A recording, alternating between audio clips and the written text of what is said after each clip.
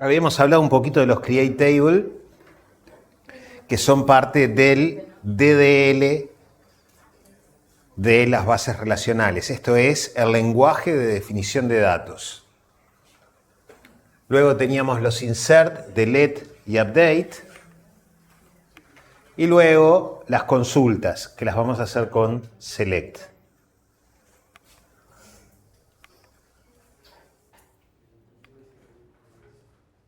Habíamos visto y habíamos discutido el otro día estas consultas, donde teníamos tres tablas.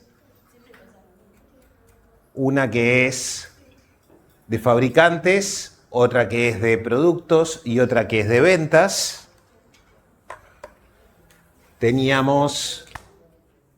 Nos piden devolver el nombre de los fabricantes que venden el producto número 7848. Y teníamos dos versiones de la consulta en SQL ahí y habíamos hecho otra más incluso. La idea es que nosotros íbamos a estar haciendo, a ver si le acierto el que escribe. Todas las consultas que vamos a estar haciendo son de la forma select from where y después vamos a estar agregando otras cláusulas más. En el from lo que poníamos son nombres de tablas en principio o lugares de donde vamos a sacar datos. En este caso teníamos fabricantes porque nos pidieron devolver los nombres de los fabricantes que venden el producto 7848. Fíjense que fabricantes tiene número de fabricante, nombre, dirección.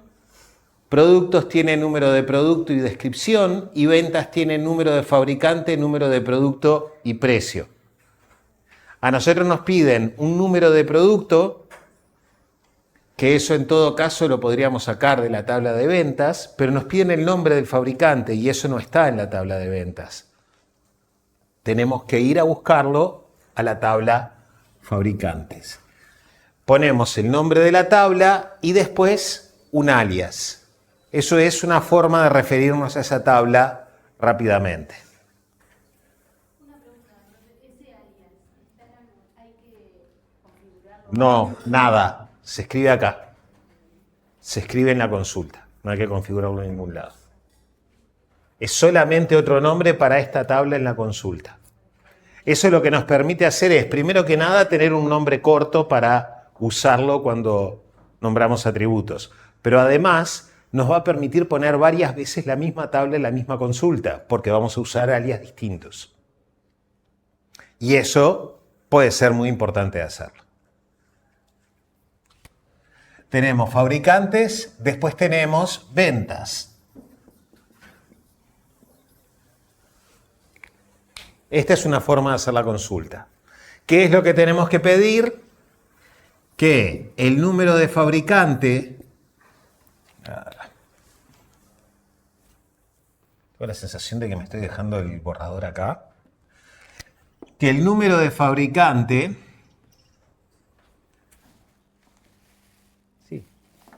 Me lo estoy dejando, tengo dos borradores. El número de fabricante es igual al de ventas. ¿Se entiende lo que estamos haciendo ahí? Cuando nosotros estamos parados en el where, nosotros estamos accediendo a las tuplas de las tablas. Le estamos diciendo, quiero que me hagas todas las tuplas de fabricantes junto con todas las tuplas de ventas. Hace el producto cartesiano de esas cosas, todas con todas. Pero de esa combinación de todas con todas, quédate con aquellas en que el número de fabricante que viene de fabricante es igual al número de fabricante que viene de ventas. La tabla que nosotros estamos construyendo acá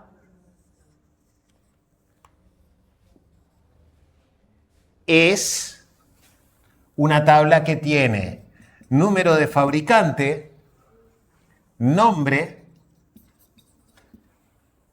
dirección, número de fabricante, número de producto y precio. Si quieren, les podemos poner acá de dónde viene cada atributo. Este viene de ventas.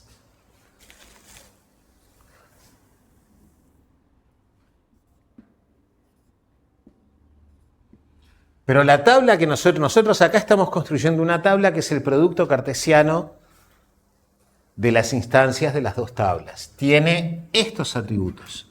Fíjense que acá tenemos el número de fabricante que viene de ventas y el número de fabricante que viene de fabricantes. Acá tenemos todos con todos. Entonces lo que le estamos pidiendo es que estos dos tengan exactamente el mismo valor. Solo me sirven las tuplas de esta tabla grande que tienen el mismo valor acá y acá. Eso es lo que me hace el where. Me termina, de todas las tuplas que yo dije que iba a trabajar, se termina quedando con las tuplas que cumplen las condiciones que yo puse acá. ¿Se entiende eso? Si hay dudas. Y además tenemos que pedirle otra cosa. Nos pidieron el número de producto 7848. Me interesan aquellos fabricantes que venden el número de producto 7848. Yo hasta este momento en que puse solo esta condición, estoy considerando que de todas las tuplas combinadas, cada una con todas las demás, me estoy quedando con aquellas que tienen el número de fabricante igual. Pero no me sirven todas esas. Me sirven solamente aquellas que tengan el número de producto igual 7848.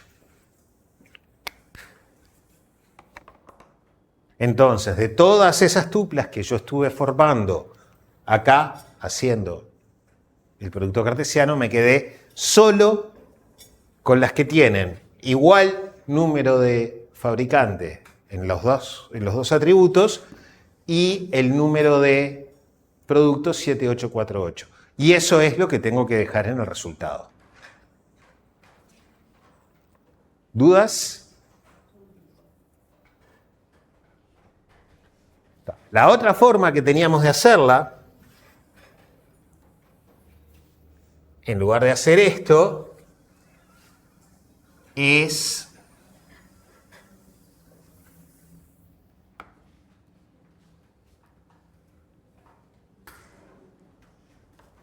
decir, yo quiero obtener perdón, acá me faltó una cosa que es el f.nombre, ¿no?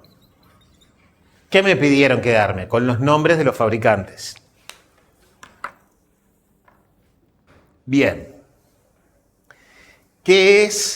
¿Cuál es la otra forma de pensar la consulta? Hasta acá vimos una forma. La otra forma de pensar la consulta es decir, yo tengo que tomar, acá tengo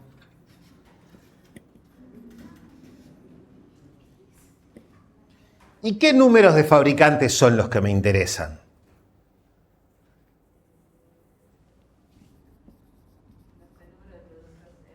Los que vendan el número de producto tal.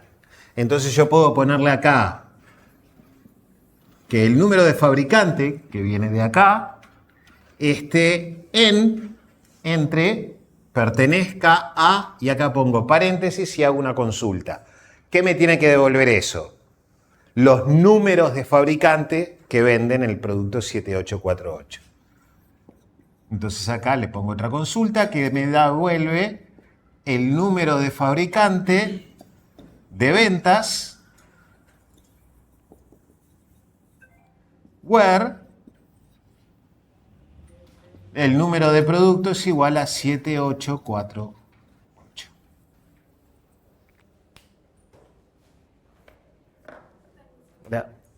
¿Cómo es que va a funcionar esto? Y bueno, lo que va a hacer es calcula Acá, ¿qué hacía?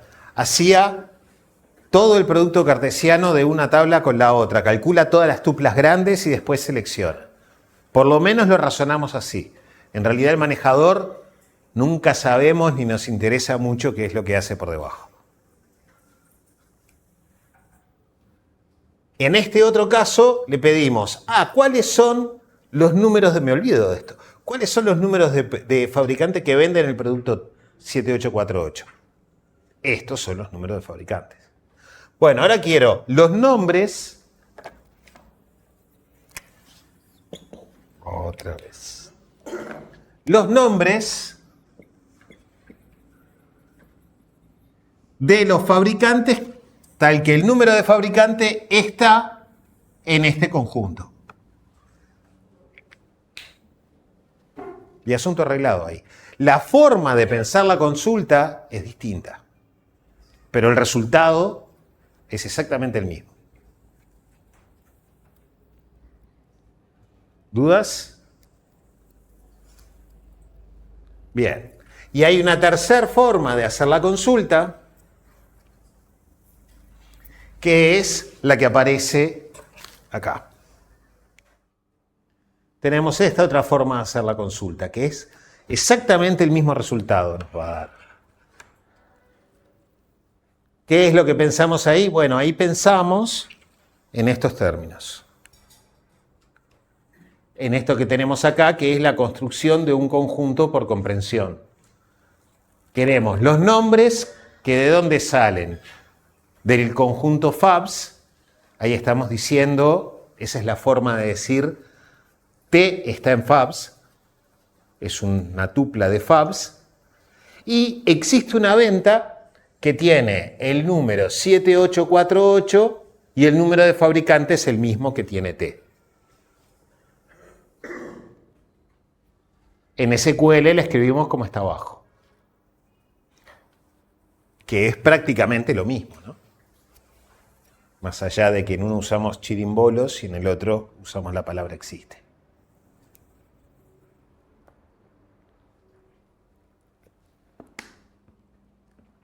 ¿Se entiende la idea de cómo, las dos ideas de cómo pensar las consultas? O nos construimos una tabla que se construye al vuelo en la consulta, que es más grande y ahí obtenemos las tuplas que queremos. O la pensamos de a pedazos y vamos creando los pedacitos que necesitamos y los combinamos usando subconsultas. Podemos hacer una combinación de las dos. No hay problema. Va a convenirnos cómo es que las terminamos pensando. De acuerdo a la complejidad de la consulta. Las identificaciones pueden ser cualquier cosa. No tienen por qué ser enteras. Es usual, muchas veces se ponen identificaciones enteras por lo que vos decís, porque se hacen seriales. ¿Sí? Entonces, cuando se inserta la tupla, se le suma 1 y eso lo hace solo la base. Pero no nos podemos olvidar de marcar las identificaciones reales, las que vienen de la realidad. Todo lo que son restricciones de integridad surgen de la realidad. Necesariamente vienen de la realidad. No vienen porque miramos los datos y no nos podemos olvidar de ellas. Fíjense, este no es el caso, por el ejemplo que nos queda, pero si tenemos estudiantes, tenemos una identificación que es una identificación, lo que se llama una clave subrogada. Es una clave que nosotros nos inventamos. Además tenemos la cédula de identidad del estudiante, el nombre y otros datos, ¿no? Entonces resulta que digo, mi clave es la identificación. Normalmente, cuando escribimos en esta notación en donde ponemos el nombre de la tabla y entre paréntesis los atributos que tiene, los atributos que subrayamos conforman la clave primaria, lo que vamos a llamar la clave primaria. Ahora bien, yo digo, esta es mi clave primaria y me olvido de la cédula de identidad. Entonces yo agrego al estudiante 2, que tiene cédula 1987654, que se llama Juan, y un montón de datos, y después agrego al 3, que tiene cédula 176894, que se llama Pedro, y siguen, y después acá agrego al estudiante 4, porque me vinieron así los números, ¿no? Y este resulta que tiene cédula 1987654 y se llama María. Y así siguen. ¿Está bien esa tabla? Tenemos 2 estudiantes que tienen la misma cédula. ¿Cómo puede ser eso? Eso nos pasa porque elegimos poner una clave que no es una clave de la realidad, sino una clave que se pone por X motivo y que no surge de la realidad. Las claves que vienen de la realidad las tenemos que indicar y las tenemos que poner en los create table, o bien son nuestra clave primaria o bien llevan un unique. Después vamos a ver exactamente qué es eso. Pero tenemos que marcarlas y yo tengo que decir, esto es una clave, y cuando yo llego a insertar esta tupla, me tiene que saltar un error. ¿Por qué? Porque esto es una clave, sea la primaria o sea cualquiera. Yo no puedo permitir que eso pase en mi base.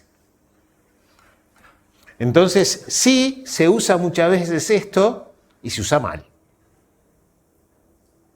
No es raro encontrar bases de datos en donde estas cosas pasan y no deberían pasar. ¿Cómo? No sería necesario poner esto. No sería necesario hacer esto, por tener ese id. Pero, como decíamos el otro día, hay muchos mitos sobre que eso es mucho más eficiente que poner un string como clave. Porque la cédula de identidad debería ser un string o podría ser un número y tendríamos que separar, tenemos que considerar si usamos el dígito verificador o no sé qué, tenemos un montón de detalles ahí. Pero en general hay una cierta resistencia a poner claves que sean varchar. Porque existe la teoría de que son menos eficientes. No, que son menos eficientes. Error no pueden tener ninguna, estamos asumiendo que los tuplas vienen bien. No nos preocupamos nosotros en este momento por la calidad de los datos. Entonces, si yo tuviera una base de esas características, no uso el ID. Yo determino a quién quiero usar. Sí, pero puedo tener más de una. Puedo tener más de una clave, no tengo problemas con eso. Puedo tener más de una clave diferente, además, que jueguen por separado, que no se pueda repetir ninguna de las dos, como sería el caso de tener el ID acá. ¿Sí? Pero el motivo por el cual la gente no quiere poner los varchar como claves es por una idea de que eso es menos eficiente. Puede ser menos eficiente. Podría llegar a serlo. Sobre todo cuando estas cosas se pongan que el nombre es clave y los nombres son largos. Son muy largos. O ponemos como clave un texto que es una descripción. Claro, pero no habría diferencia si vos tenés unos números que son caracteres o que son enteros. Supuestamente. Sí. Sí, hay diferencia. Yo no digo que no haya. Pero lo que digo es que no podemos dejar de indicarlos como claves si son claves en el mundo real. Entonces, vamos a tener que sufrir esa clave igual. Bueno, en este caso no te serviría el nombre. Lo que digo es, suponete que fuera algo que te sirviera como clave, pero es un texto largo, ¿no? Entonces, bueno, está ahí un poco ese mito. El otro mito es el que este tipo de consultas son más eficientes que estas otras. Eso no lo sabemos. El manejador tiene una cosa que se llama optimizador de consultas, agarra la consulta, la parte en pedacitos y él elige cómo va a acceder. Depende de 2000 cosas distintas que de cómo estén configuradas, qué consulta va a ser más eficiente y depende además de la consulta en sí mismo. Fíjense que para resolver esta consulta, si nosotros pensamos cómo es que se resuelve, acá estamos haciendo el producto cartesiano de fabricantes y ventas. Supongan que las ventas tenemos, no sé, 100.000 ventas sobre 100 fabricantes. ¿Sí? 100.000 por 100 me da 10 millones. ¿Estoy haciendo bien las cuentas? Entonces, para hacer esto, si nosotros lo pensamos en crudo, acá estaría calculando 10 millones de tuplas y después seleccionaría las que cumplen estas dos condiciones. Supongan que tenemos de todos esos solamente 2 fabricantes que venden el producto 7848.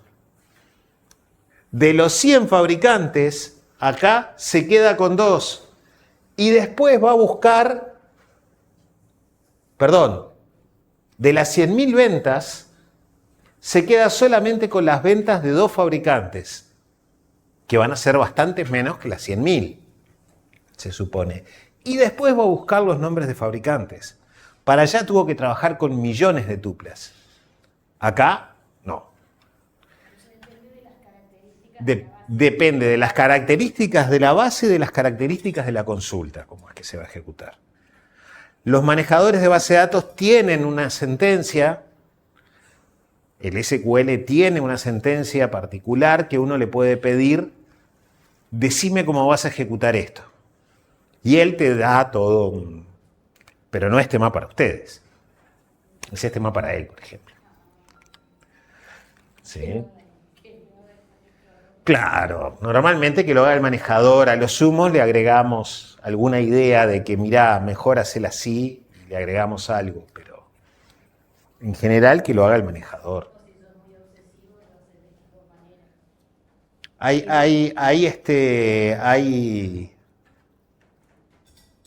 La única forma real de hacer eso es probarlo.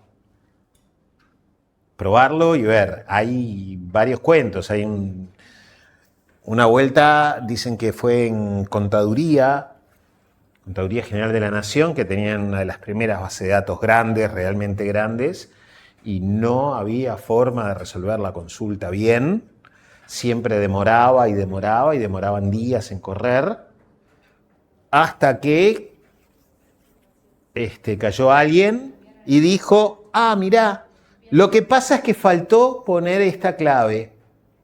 Agregó, marcó que tal cosa era una clave y la consulta se resolvía después en minutos.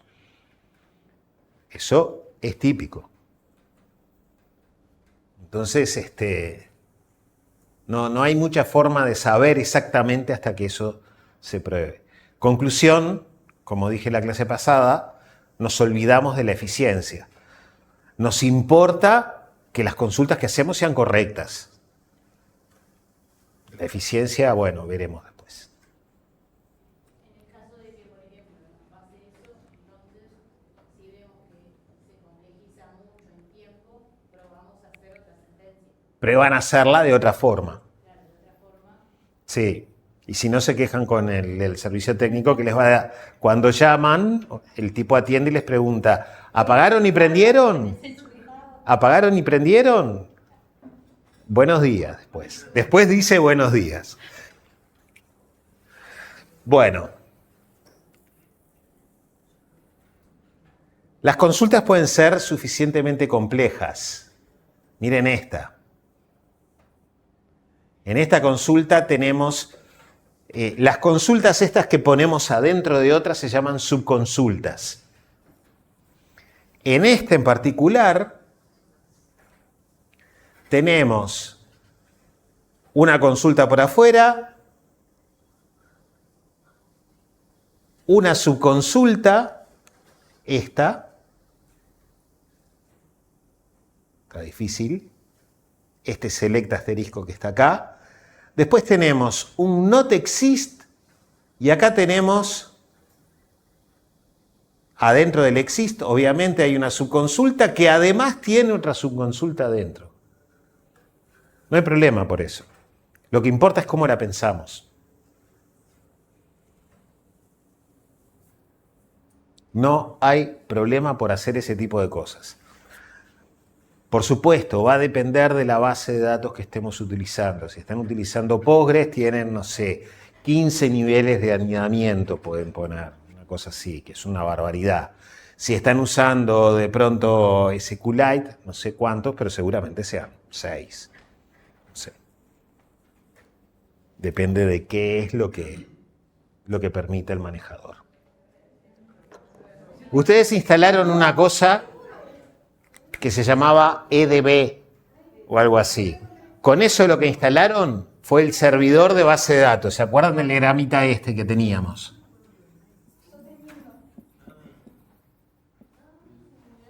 Teníamos el servidor de base de datos y después tenemos diferentes programas que se conectan y nos permiten hacer cosas con la base de datos. Estos programas pueden ser muchos. Nosotros vamos a estar utilizando uno que se llama dbeaver. Ahora bien, y acá Rodrigo me corrige, ustedes tienen que tener levantado el servidor de base de datos. Van a tener que asegurarse que eso queda corriendo. No sé cómo lo hacen. ¿Cómo lo hacen? Cuando levantan la máquina de nuevo, queda corriendo y levanta el servicio del Postgres. Bien, entonces lo deberían de tener corriendo. Y después, cuando levantan el dbeaver, les va a aparecer algo de este tipo.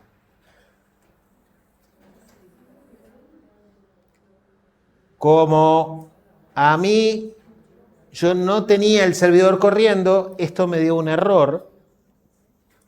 Y si se fijan, acá dice demo, me dice no me puedo conectar. Eso es porque no tengo corriendo el servidor. Entonces ahora yo levanto el servidor.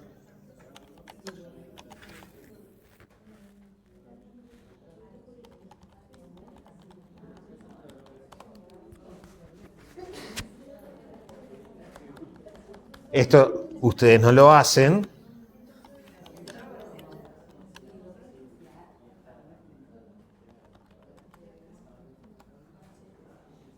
Eso a ustedes les queda hecho, a mí no.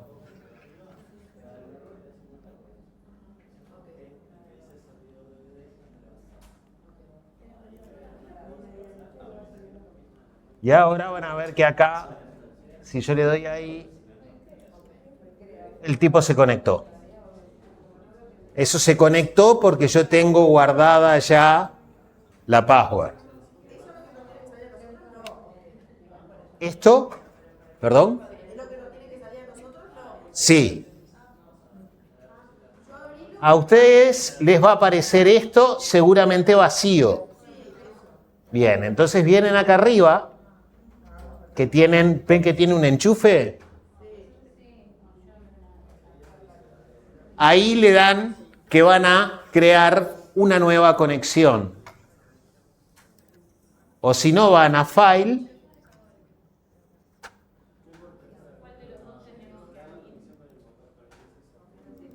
Esto es dbeaver.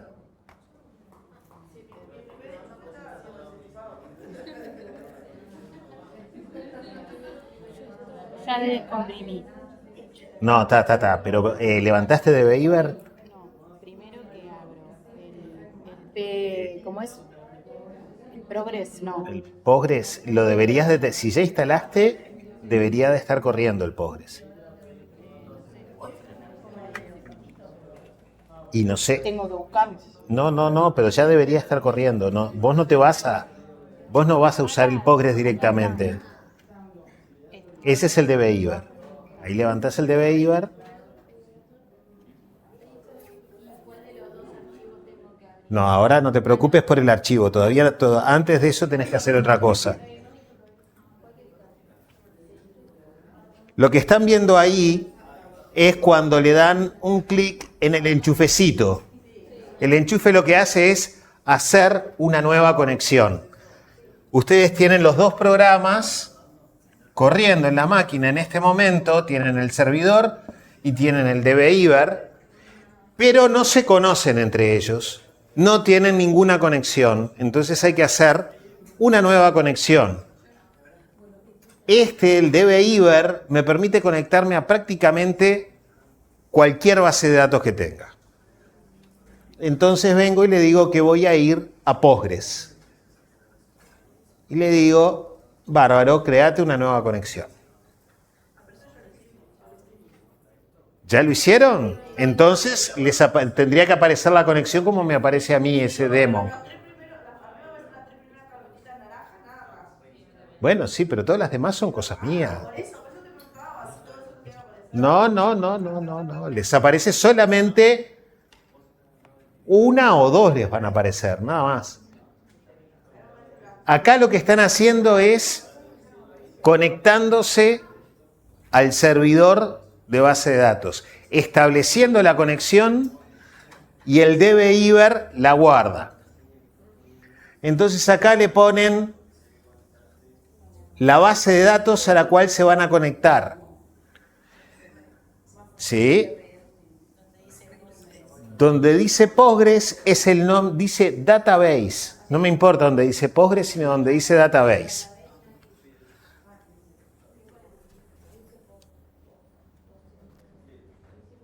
¿Sí? Acá, ¿cómo llegué hasta ahí? Repito cómo llegué. ¿Quiénes no lo hicieron esto todavía? Está. Le dan en el enchufecito, ahí eligen PostgreSQL. Después le dan seguir. Y ahí les dice conectándose con el host. Les pone ahí algunas cosas. Host, les pone localhost, que siempre es la máquina de ustedes. Puerto 5432. Normal, es el puerto normal de Postgres. La base de datos, Postgres. Bueno, pueden poner, déjenle Postgres. Nombre de usuario, dejen Postgres para ustedes.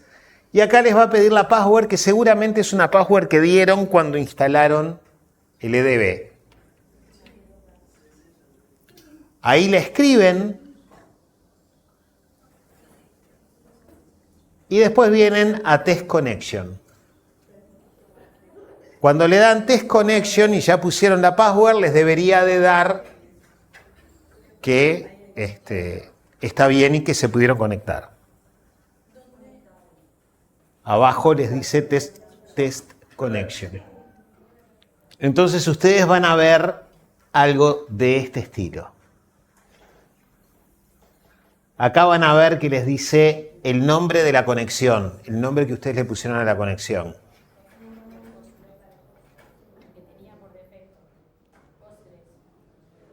Sí, no sé cuál es, cómo les aparece. Postgres les aparece nomás, está. Les dice Postgres. Si ustedes le dan un clic en la conexión, se les abre esto. Dice Database, Administer System Info. Cuando van a Databases, ahí les va a aparecer el nombre de la base de datos. Para ustedes les va a aparecer Postgres de nuevo, seguramente. ¿Sí? Y ahí abajo les aparece esquemas. y otro montón de cosas más. No les aparece nada. Está, pero después de base de datos, abran base de datos, aparece Postgres y ahí entran de nuevo y les va a aparecer eso. ¿Qué es lo que ustedes hicieron? Lo que ustedes hicieron fue conectar el DB-IBER con el servidor a través de una conexión que se llama Postgres.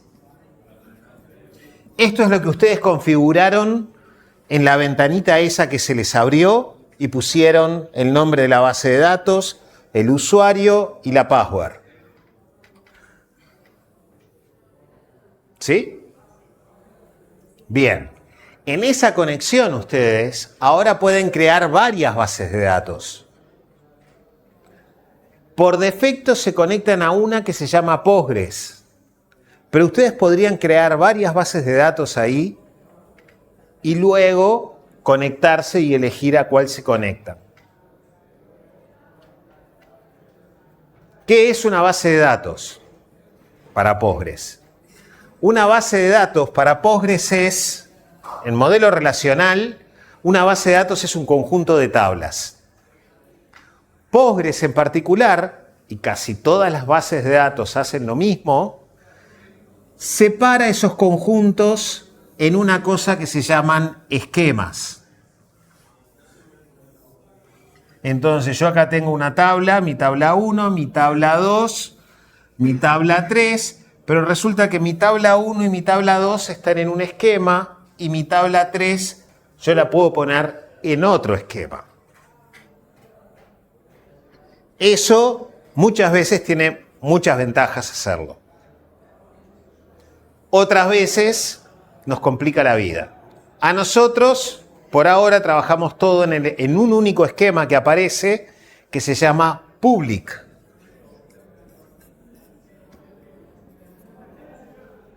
Desapareció el esquema public. Si ustedes dan clic en ahí les va a aparecer el esquema. Y acá les va a aparecer public.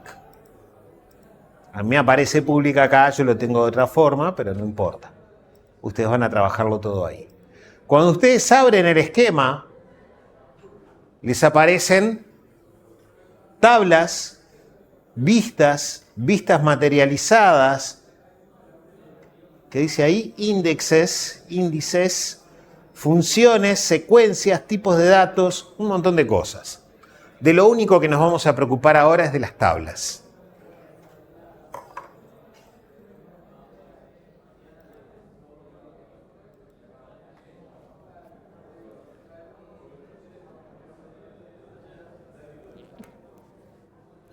Perdón. Bien, entonces ahora vamos a cargar los archivitos esos que les pasé. El archivito que les pasé es un .zip. Ustedes lo abren en algún lugar del disco y les van a quedar dos archivos. Esos archivos son .csv.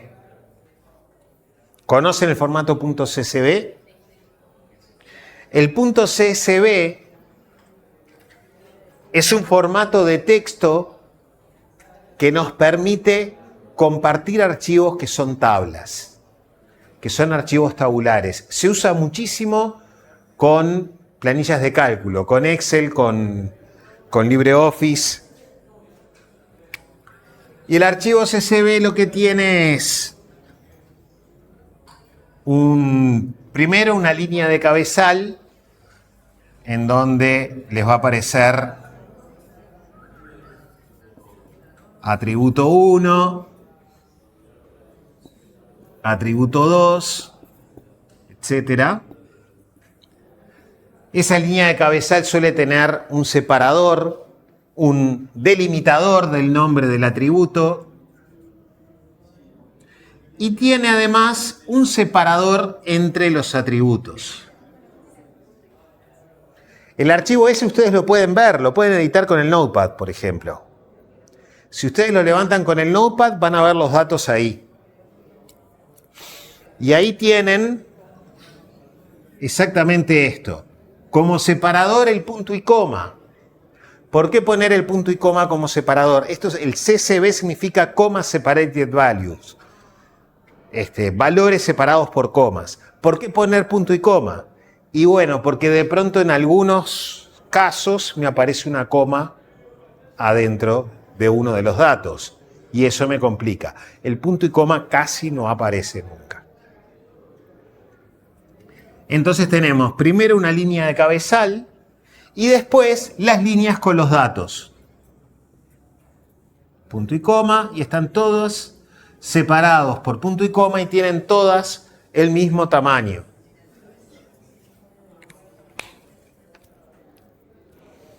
¿Sí? ¿Pudieron ver el archivo?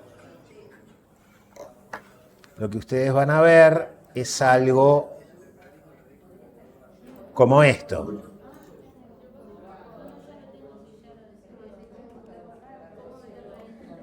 ¿Sí? Tienen acá una primera línea que son los nombres de los atributos y después les vienen los datos separados por punto y coma. Bueno, eso porque le diste a abrirlo con Excel. Bueno, pero eso porque vos tenés configurada la máquina para que te los abra con Excel. No hay problema. Esto los vamos a cargar en la base.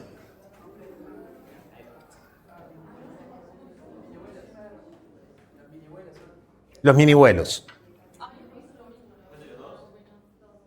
Te lo abrió con OpenOffice, no hay problema. Eso es porque ustedes lo tienen configurado para que abra, para que los CSV directamente los abra como planillas. No hay problema, esto es solamente para que ustedes vean el formato. Ustedes pueden pararse arriba del archivo y decirle abrir con, y ahí lo abren con Notepad.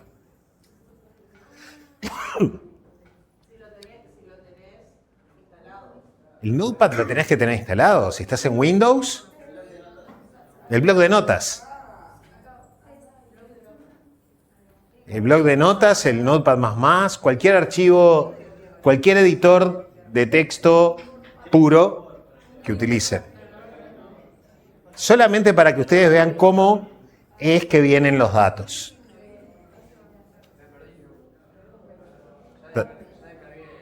Descargaste el archivo. Bien, ahora abrilo. Lo abriste, expandilo en el directorio, te aparecen dos archivos. Claro. Y ahí levantate uno de esos solamente para ver el formato. Te parás arriba del archivo y le das abrir con bloc de notas. O Notepad.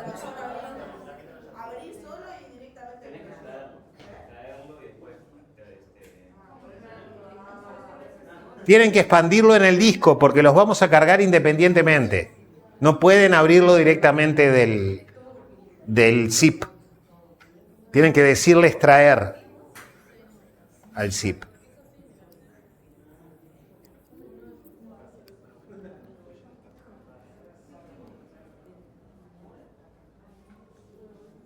¿Consiguieron extraer los archivos? Bueno, si los miran van a ver algo de ese estilo.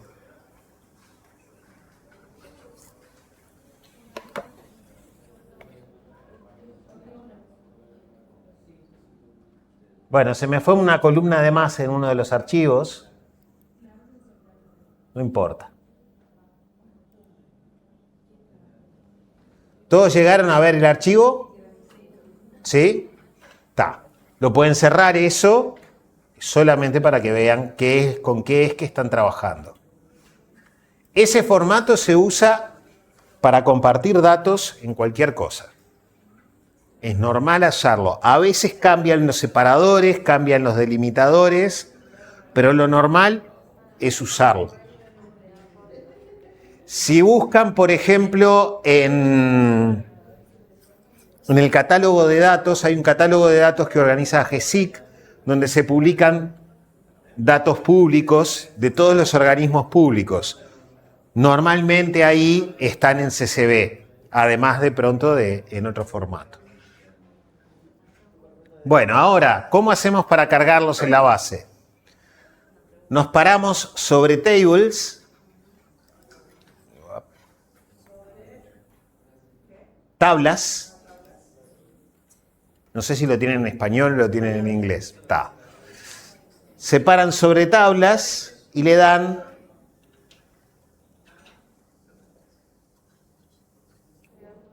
no. ¿Por qué no me aparece? Ah, acá está. Import data. Importar datos. Yo acá me paro sobre tablas, le doy botón derecho y me abre este menucito. Y acá tengo importar datos. Ahí cuando le dan importar datos, les aparece importar, por ejemplo, de CSV. Acá le dan que sí, que van a importar datos de CSV. Siguen y ahí les abre para importar los archivos. Ahí eligen uno de los archivos. Por ejemplo, el archivo de rutas. Pónganle. Y ahí le dan a abrir. Ahí van a ver que les dice propiedades abajo. Properties.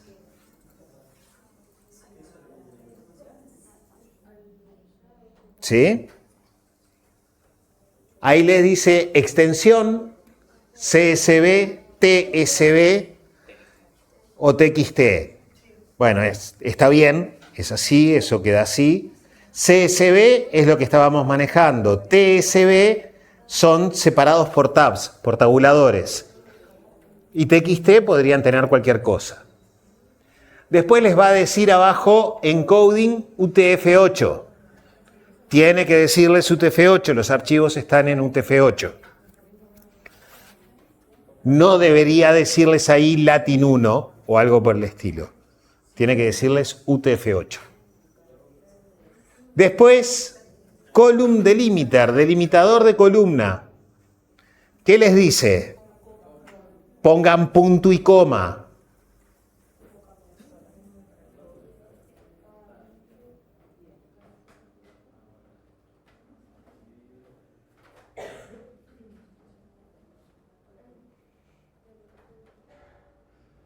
Después les dice posición de cabezal o algo por el estilo, debe decirles. Ahí lo dejan en top. Y después les dice quote char o separador, no sé cómo lo ponen en español eso. Sí, pero no sé el término que usa el nombre del campo. Está, bien. Entonces en el quote char pongan comilla simple. La comilla simple, no la doble. La deben de tener al lado del cero o algo así. Si están en español deberían tenerla al lado del cero. O si no, la pueden tener también al lado del enter.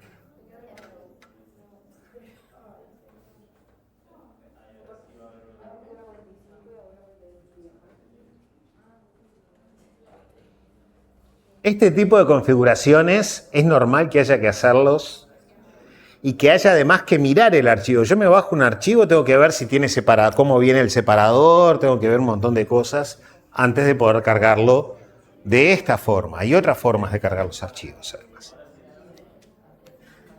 Después, cuando vayamos a hacer laboratorio, vamos a usar, les vamos a pasar directamente un SQL que ya uno lo corre y carga todo.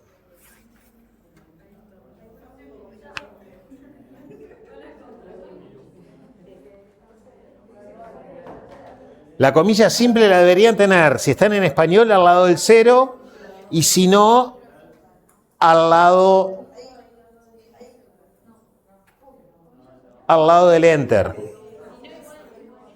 Bueno, ¿llegaron a cambiar el quote char?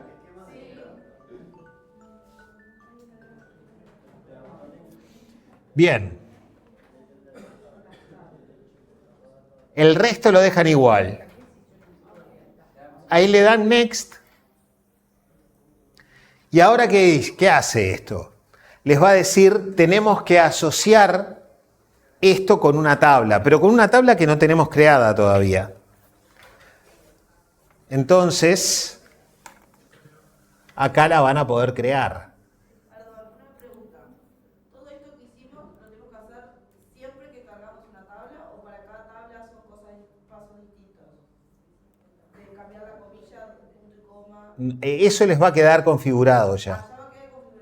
Pero capaz que un día tenés que cargar un dato que es distinto, que está separado por comas en lugar de con punto y coma y que en lugar de comilla simple está usando comilla doble. Y eso lo tenés que ver vos. Para eso miramos el archivo antes. ¿Está? Por eso es que miramos el archivo antes, para poder adivinar cómo es que va eso. Bueno, entonces cuando ustedes les va a aparecer esta ventanita y ustedes abren ahí y acá les aparecen, a ver si la puedo agrandar, a ver si la puedo agrandar, ahí la pude agrandar. Y ahora vamos a ver qué dice, porque les dice, la tabla se llama rutas y les dice al lado destino o target.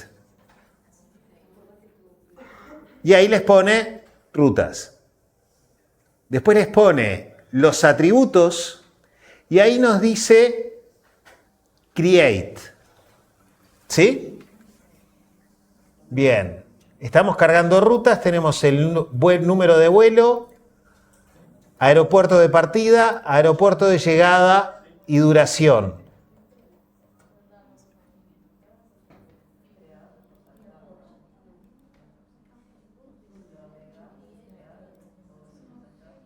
¿Sí? Ahí dejan create, les dicen todos. En este caso los dejamos prontos y le damos siguiente. Y me comí algo.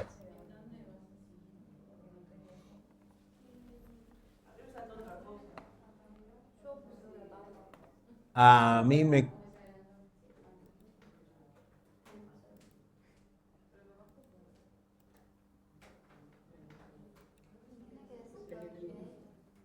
Tienen que decir todos create, pero a mí me saltó otra cosa porque en realidad el último...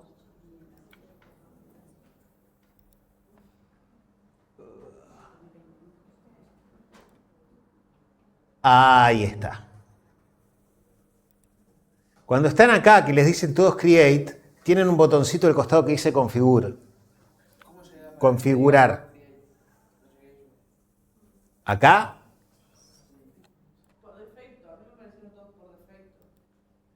Import source. Acá yo elegí el archivo, que es el rutas. Le das un clic a rutas y después abajo tenés open. Tenés abrir. Tenés que estar adentro del...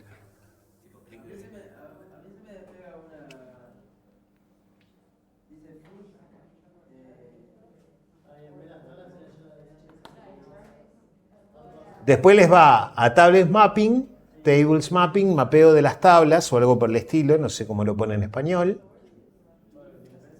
Y acá les va a aparecer todos en create. ¿Por qué? Porque ustedes no tienen la tabla creada todavía. Ahí le dan configure y ahí les deja seleccionar. Les deja seleccionar los tipos de datos. ¿Se acuerdan que hablamos de los tipos de datos de los atributos? Entonces son todos varchar, excepto el último, que tiene que ser interval. Bueno, ¿les dio interval o les dio otra cosa? Si les da otra cosa, si les da varchar o algo de eso, en el último ponen interval. En el que es duration. No. Interval. En el último tiene que dar interval en el target, ¿no?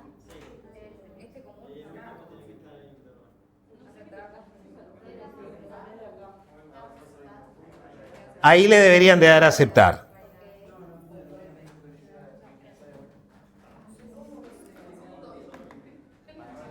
¿Se aseguraron que ahí les queda interval?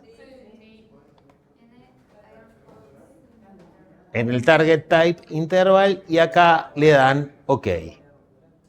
Y ahora acá le dan siguiente, esto lo dejan todo como está y le dan proceder, seguir. Y ahí, ¡paf! ¿Qué hizo? Y acá me apareció la tabla rutas. Si van a datos deberían ver una planillita y deben verlo como una planilla bien armada. Si les quedó algo raro, si acá van a datos, deberían verlo así. Bueno, ¿llegaron hasta acá? ¿Ven esto así? Entonces repetimos con el otro archivo. O sea que nos paramos en tablas, venimos de nuevo, le damos importar data y ahí cuando vamos elegimos el otro archivo. La gente que ya cargó el otro archivo lo borra. Borra la tabla. ¿Para eso qué hace? Separa sobre la tabla en tablas, le da botón derecho y ahí tiene borrar.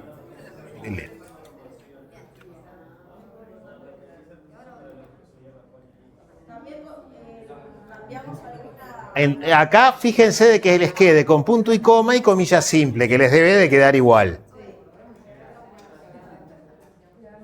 ¿Sí? Entonces ahora cuando van al siguiente van a poder elegir, si quieren, si quiere,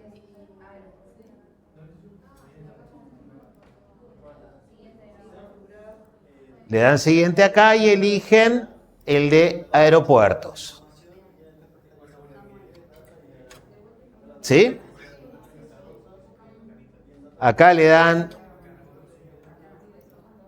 siguiente y acá llegamos a la parte de la configuración. Sí, acá tienen que cambiar algo. Acá les va a aparecer todos en Create. Entonces, no, ya llegaron a un lugar más, ya se fueron a un lugar para adelante. Acá les van a aparecer todos con Create. Si les aparece Varchar es porque ya le dieron en el configure. Entonces no, un paso antes del configure, cierren la ventanita del configure. Entonces acá, en lugar de Create, donde dice coordenadas, le ponen Skip o saltear. No sé cómo les dice en español.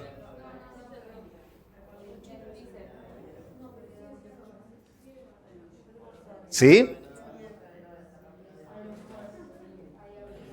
Las coordenadas por ahora para esto no lo queremos. ¿Sí? Skip. Y ahora sí le dan configure.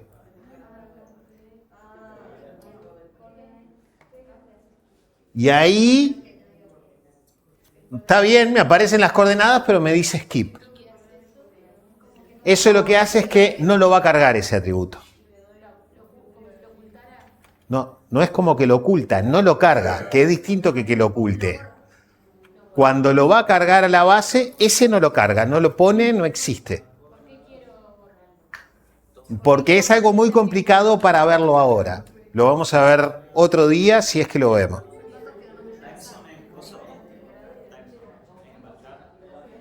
No. Sí, timezone es un varchar. Acá son todos varchar.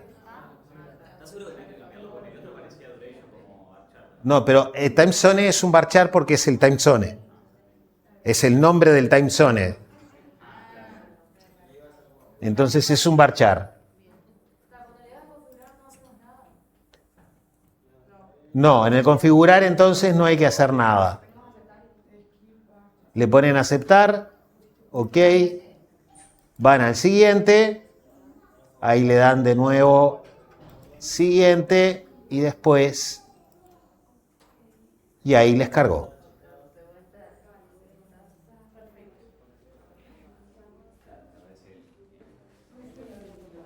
¿Sí? Entonces les quedaron cargadas rutas y aeropuertos. ¿Sí? ¿Llegaron hasta ahí? Bien. ¿Qué hacemos con esto ahora? Bueno, con esto lo que podemos hacer es abrir acá donde nos dice SQL Editor. Editor SQL nos debe decir arriba. Ahí le damos abrir un editor SQL. Ah, estaban en otra cosa. Van acá arriba donde dice SQL Editor.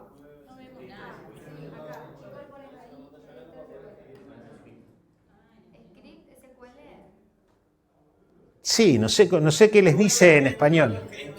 Nuevo script SQL.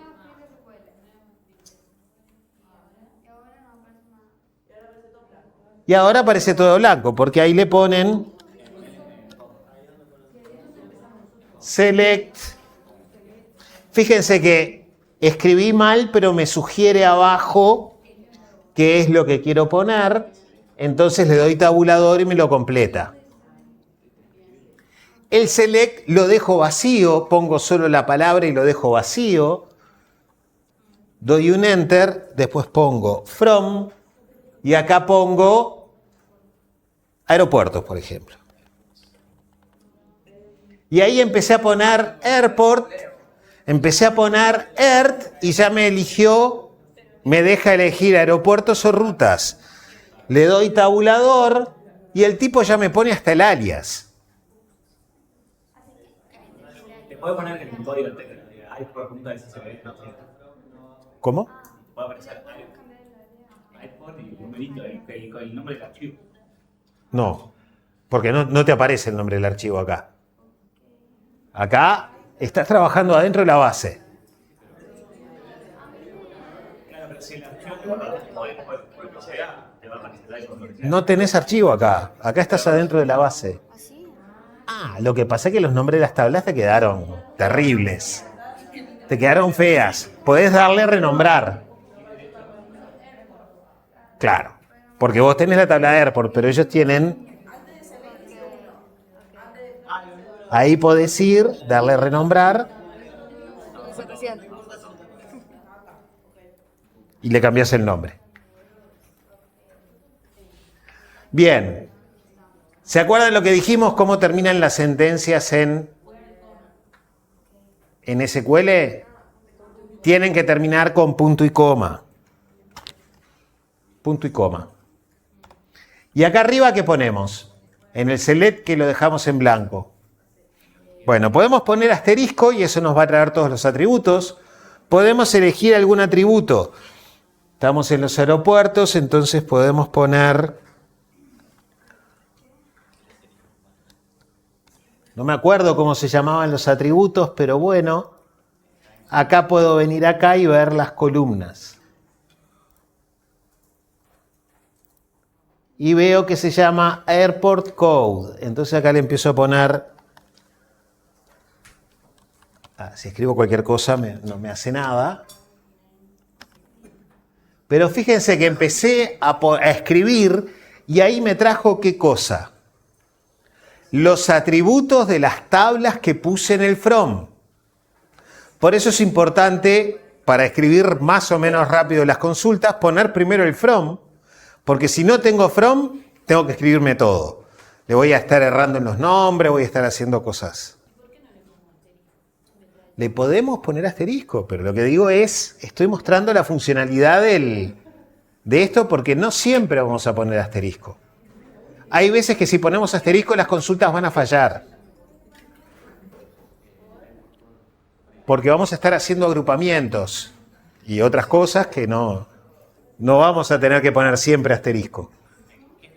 ¿Sí? Entonces acá pueden poner Airport Code y Airport y City, pónganle.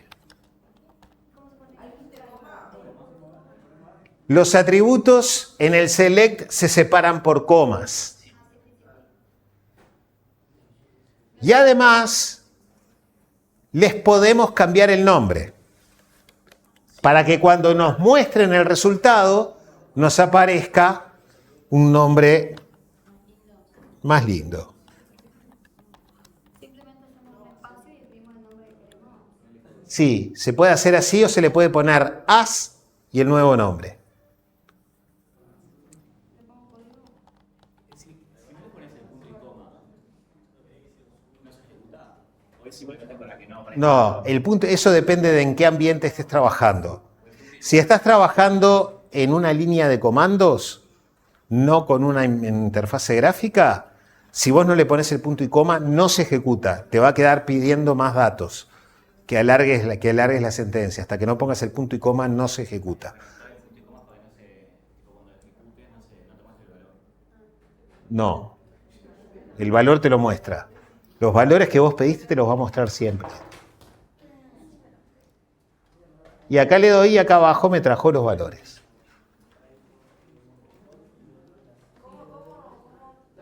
Ah, ¿dónde le di? Marqué el código. Seleccioné el código. Y acá tengo un triangulito que es el de ejecución. Tengo un triangulito que es el de ejecución de lo que tengo marcado. Cuando le doy en ese triangulito, me ejecuta y me muestra los datos acá abajo. Si le doy en el otro, que tiene un triangulito con un signo de más, eso ejecuta todo el archivo. Entonces, mejor ejecutemos solo lo que tenemos marcado.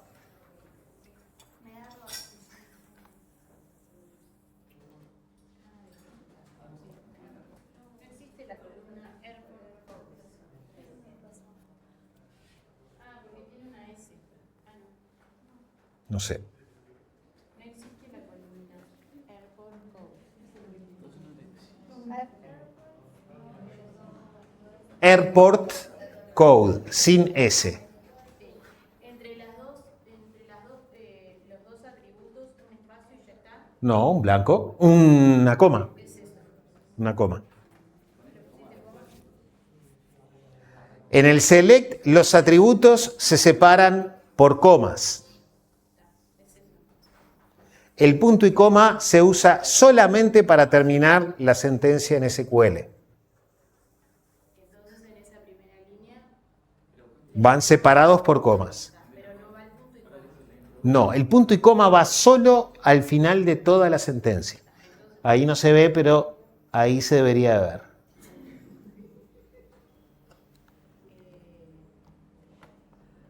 Esto tiene un zoom por acá en algún lado que no sé en dónde. ¿Sí? Fíjense que yo puse Airport Code, aeropuerto, City, ciudad, y acá cuando me desplegó los resultados me puso aeropuerto y ciudad.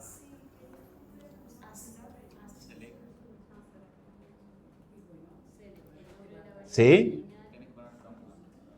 Bien.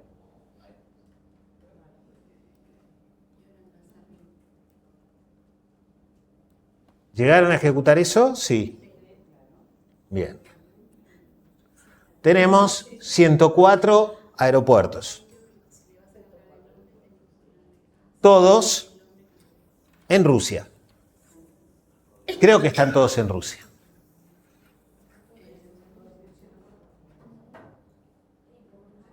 Acá abajo tienen un numerito.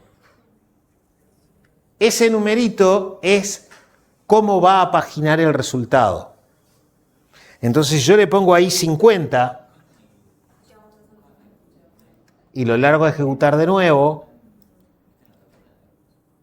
me va a traer solamente los 50 primeros. Acá no, acá se lo enloqueció y me trajo todos de nuevo.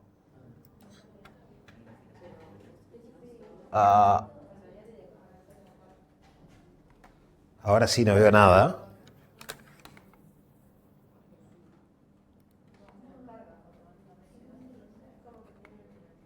No sé dónde me quedó. Acá. Ahí está con 50. Y si yo vengo acá,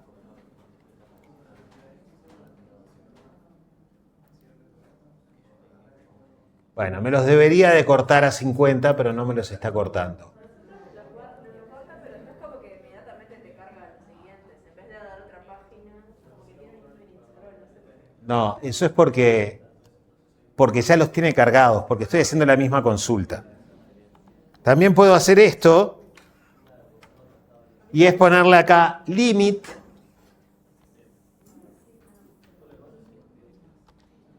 $50, y ahí me trae solamente 50.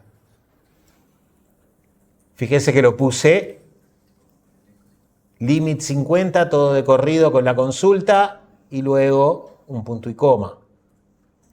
Ahí ejecuté y ahí me trajo solo 50. Esto es importante. ¿Cuándo? Cuando tengo 3 millones de tuplas. Si tengo 3 millones de tuplas, no quiero traerme las 3 millones de tuplas de un saque. Como en R que te trae los primeros 5. Me trae los que yo le diga ahí. Limit 50 pusiste. Sí. Limit 50. Igual la interfase me los limita. ¿Cuál es la diferencia entre poner el límite en el cuadradito de abajo o ponerlo en la consulta? En la consulta el límite va hasta el servidor, viene hasta acá, y este dice te voy a mandar solamente los 50 primeros. En el otro, este le dice, bueno, mandame los primeros tantos, que son los que puse ahí. ¿Sí? Pero son en distintos lugares se hace.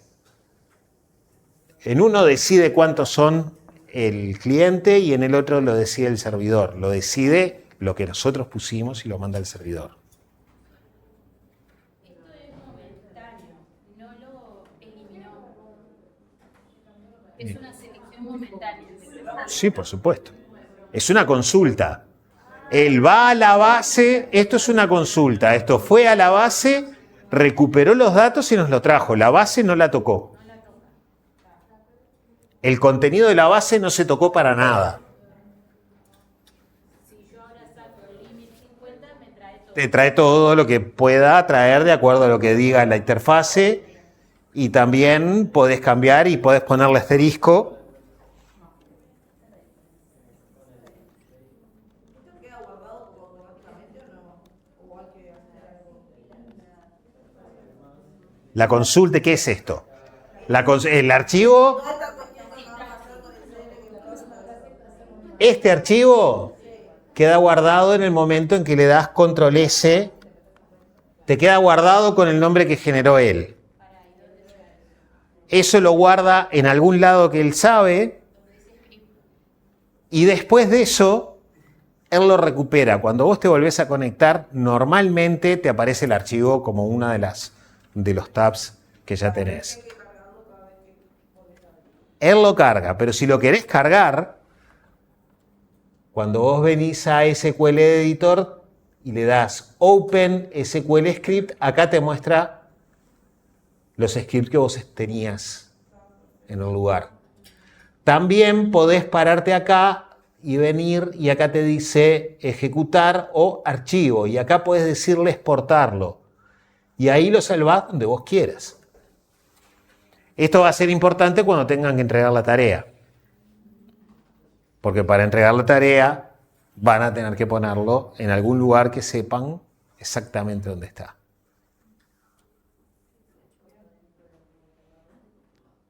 Bueno, ¿funcionó? Bueno, por acá, dejamos por acá para hoy.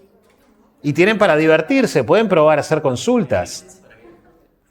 El límite es para que te traiga solamente esa cantidad de tuplas. En este caso te trae las 50 primeras filas. Entonces, en la próxima clase lo que vamos a estar haciendo son algunas consultas sobre estas tablas para ver y estudiar un poquito más el lenguaje.